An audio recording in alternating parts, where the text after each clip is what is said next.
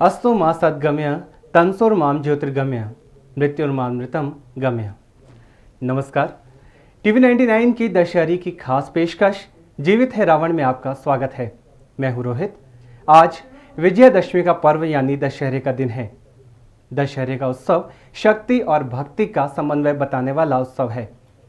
नवरात्रि के 9 दिन जगदम्बा की उपासना करके शक्तिशाली बना मनुष्य विजय प्राप्ति के लिए तत्पर रहता है।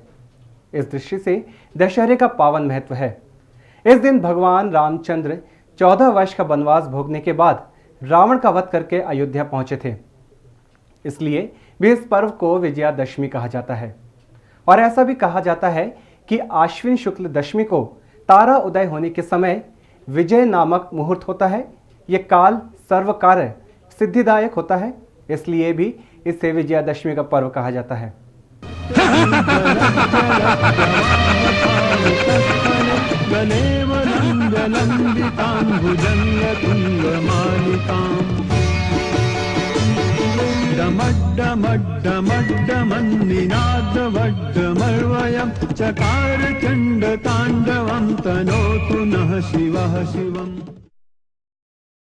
इंद्रधनुषी संस्कृति के देश भारत में मर्यादा पुरुषोत्तम राम तो सदियों से पूजे ही जाते हैं, लेकिन रावण के विषय में भी हमेशा से एक बात सर्वमान्य रही है कि रावण की विद्वता अतुलनीय थी। रावण की उपासना और चरित्र की व्याख्या को लेकर कई धर्मों और समुदायों के लोग इसे पूजनीय भी मानते हैं। हमारे देश सहित विश्व के कई स्थानों पर बाकायदा रावण की पूजा की जाती है। कई ग्रंथों में भी रावण के व्यक्तित्व को लेकर विरोधाभास हैं। रावण का चरित्र हमेशा से ही शोध का विषय रहा है। आज के हमारे दशहरा विशेष के खास कार्यक्रम जीवित है रावण में देखिए रावण की इसी प्रमुख पात्र के विषय में कई रोचक पहलू।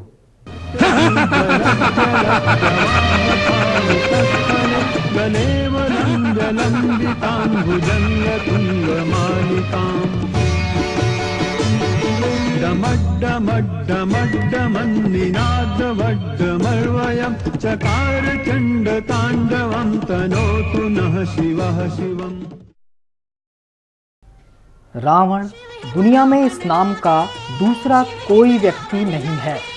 राम तो बहुत मिल जाएंगे, लेकिन रावण नहीं। रावण तो सिर्फ रावण ही है। त्रेता युग में राजाधिराज लंकापति महाराज रावण के रण कौशल की चर्चा तीनों लोकों में जानी जाती थी। वाल्मीकि रामायण के अनुसार रावण एक वीर, धर्मात्मा, ज्ञानी, नीति तथा राजनीति शास्त्र का ज्ञाता, वैज्ञानिक, ज्योतिषाचार्य, रणनीति में निपुण, एक कुशल राजनीतिज्ञ, सेनापति और वास्तुकला का मर्मज्ञ होने के साथ साथ ब्रह्मज्ञानी तथा बहुविद्याओं का जानकार था। उसे मायावी इसीलिए कहा जाता था कि वह इंद्रजाल, तंत्र, सम्मोहन और तरह तरह के जादुओं की विद्या का जानकार था। कहा जाता है कि उसके पास एक ऐसा विमान था जो अन्य किसी के पास नहीं था। ऐसा भी माना जाता है कि उसके 10 सिर नहीं थे, लेकिन अपनी मायावी शक्ति के बल पर 10 सिरों के होने का भ्रम पैदा कर देता था। इसी कारण लोग उसे दशानन कहा करते थे। दानव वंशीय योद्धाओं में विश्व विख्यात दुदुम्बी के काल में रावण हुआ। रावण के दादा पुलस्त्य ऋषि थे। ब्रह्मा के पुत्र पुलस्त्य और पुलस्त्य के पुत्र विश्रवा की 4 संतानों में रावण अग्रज था। इस प्रकार वह ब्रह्मा जी का वंशज था। ऋषि विश्रवा ने ऋषि भारद्वाज की पुत्री इड्विडा से विवाह किया था।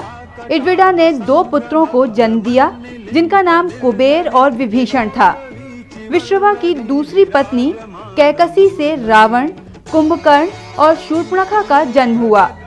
कुबेर रावण का सौतेला भाई था। कुबेर धनपति था। कुबेर ने लंका पर राज कर उसका विस्तार किया। रावण ने कुबेर से लंका को हड़प कर उस पर अपना शासन कायम किया। लंका को भगवान शिव ने विश्वकर्मा से बनवाया था। ऐसा माना जाता है कि माली, सुमाली और माल्यवान नामक 3 दैत्यों द्वारा त्रिकुट सुबेल पर्वत पर बसाई लंकापुरी को देवों ने जीतकर कुबेर को वहां का लंकापति बना दिया था। रावण की कई पत्नियां थीं, जिनमें से मंदोदरी का स्थान सर्वोच्च था।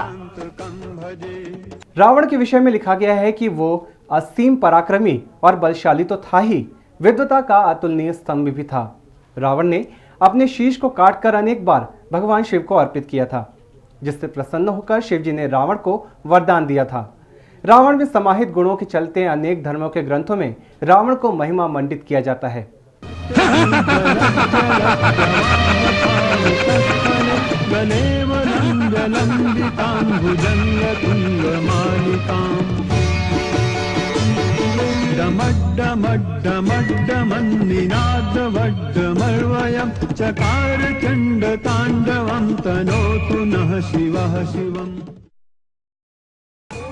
जैन शास्त्रों में भी उल्लेख किया गया है कि रावण के गले में ऐसी अनोखी 9 मणियां होती थीं। उक्त 9 मणियों में उसका सिर दिखाई देता था, जिस कारण उसके 10 सिरों के होने का भ्रम हुआ करता था।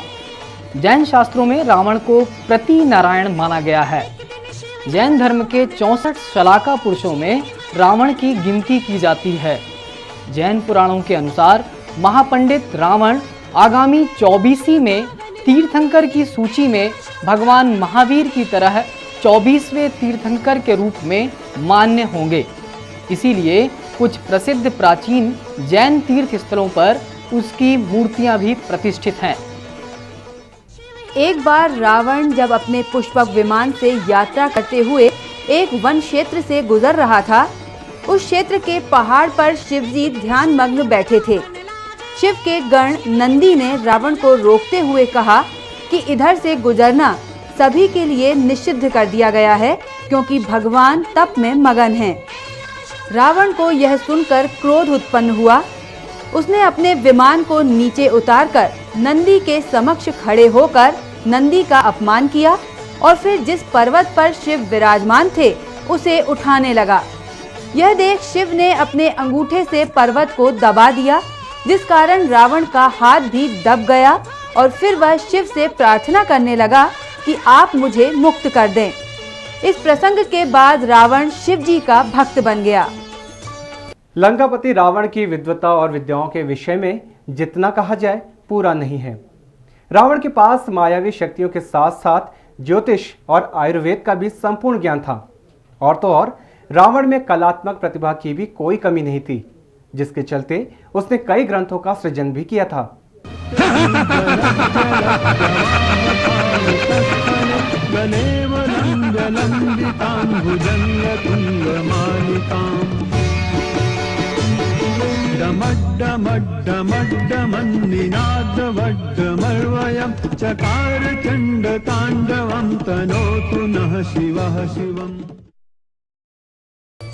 ज्योतिष और आयुर्वेद का ज्ञाता लंकापति रावण तंत्र मंत्र सिद्धि और दूसरी कई गूढ़ विद्याओं का भी ज्ञाता था।